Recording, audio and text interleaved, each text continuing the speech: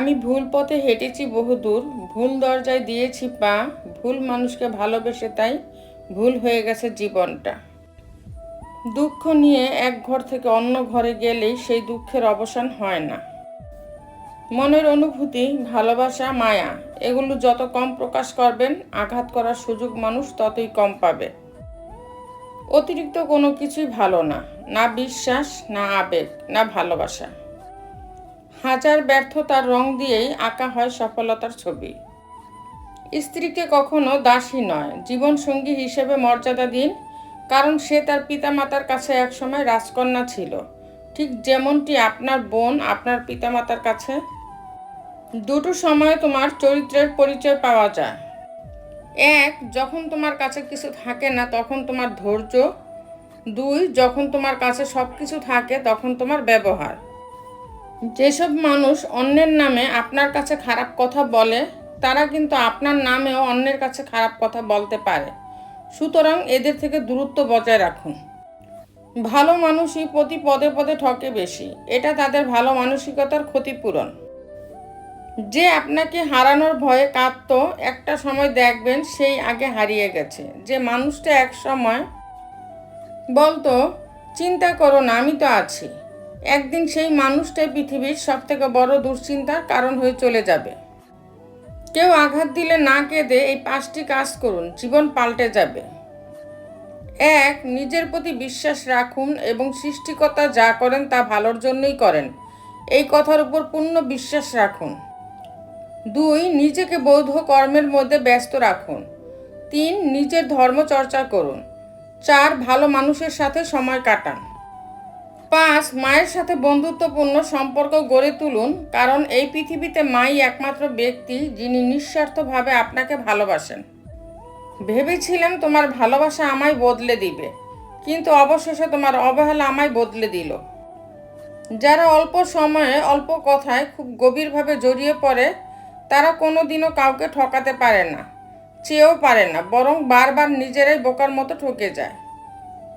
বাবা মা দুটো সময় সবচেয়ে বেশি কাঁদে, বিয়ের পর মেয়ে যখন অন্যের ঘরে যায় এবং ছেলে যখন তাদের থেকে মুখ ফিরিয়ে নেয়।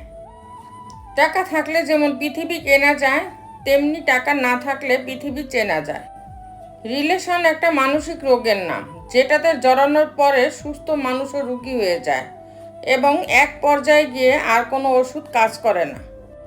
স্বার্থে আঘাত লাগলে এই দুনিয়ার মানুষগুলো বিশ্বাস আর সম্পর্ক ভাঙতে সময় নেয় না।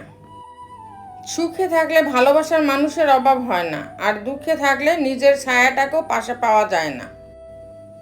কেউ আমার সঙ্গে মিথ্যাচার করেছে, এজন্য আমি হতাশ নই, বরং আমি এ কারণে হতাশ যে এখন থেকে আমি আর তাকে বিশ্বাস করতে পারবো না। যে ভিতরে ভিতরে মরে যায় সে অন্যদের বাঁচতে শেখায়। যদি তুমি এমন কাউকে খোঁজো যে তোমার জীবন পরিবর্তন করতে পারবে, তাহলে গিয়ে একবার আয়নার সামনে দাঁড়াও, সেই মানুষটিকে দেখতে পাবে। বালতি যতই বিশাল হোক না কেন, পিনের মতো ক্ষুদ্র একটি ছিদ্র তা সহজে খালি করতে যথেষ্ট। তাই জীবনের কোনো ভুলকেই কখনো ছোট করে দেখা উচিত নয়। শূন্য পকেট যেমন বাস্তব পরিজন চেনা, তেমনি আঘাত আমাদের মানুষ হতে শেখায়। পরিস্থিতি আর সময় যত জটিল হবে ততই তুমি মানুষ চিনতে শিখবে। মানুষ কি ভাববে এটা ভাবতে ভাবতেই আমরা নিজেদের নিয়ে ভাবতে ভুলে যাই। কারোর সাথে কথা বলতে চাওয়ার প্রচণ্ড ইচ্ছে থাকা সত্ত্বেও যদি তার সাথে কথা বললে সে বিরক্ত হয়, তবে তাকে বিরক্ত না করাই ভালো। সবার পছন্দ ভালো লাগা তো আর এক নয়। তুমি যাকে আপন ভাবছো সে হয়তো তোমাকে মনেই রাখে না। সুখ মানুষের জীবনে অহংকারের পরীক্ষা নেয়, আর দুঃখ মানুষের জীবনে ধৈর্যের পরীক্ষা নেয়। আঘাত করবার একটা সীমা আছে, যেটাকে অতিক্রম করলে আঘাত অসুন্দর হয়ে ওঠে, আর তখনই তার নাম হয় অবমাননা। যদি কাল কিছু অর্জন করতে চাও, তবে আজ থেকে পরিশ্রম করা শুরু করে দাও। পেয়ে হারানোর থেকে একেবারে না পাওয়াটাই ভালো। সম্পত্তি দেখে প্রেম আর সৌন্দর্য দেখে ভালোবাসা কখনো চিরস্থায়ী হয় না। যার নিজের ধর্মে বিশ্বাস আছে, যে নিজের ধর্মকে চিনেছে, সে কখনো অন্য ধর্মকে ঘৃণা করতে পারে না। যেখানে মনের মিল থাকে না, সেখানে কাগজ কলমের বন্ধনটা লোক দেখানো ছাড়া আর কিছুই না। তো বন্ধুরা, ভিডিওটি যদি ভালো লেগে থাকে তাহলে ভিডিওটিতে একটি লাইক করে দিবেন, চ্যানেলটিকে সাবস্ক্রাইব করে পাশে থাকবেন। আর হ্যাঁ, নিজের খেয়াল অবশ্যই রাখবেন, কারণ এই স্বার্থপর পৃথিবীতে আপনার খেয়াল কেউ রাখবে না। দেখা হচ্ছে পরের ভিডিওতে, ততক্ষণ সুস্থ থাকবেন। Take care.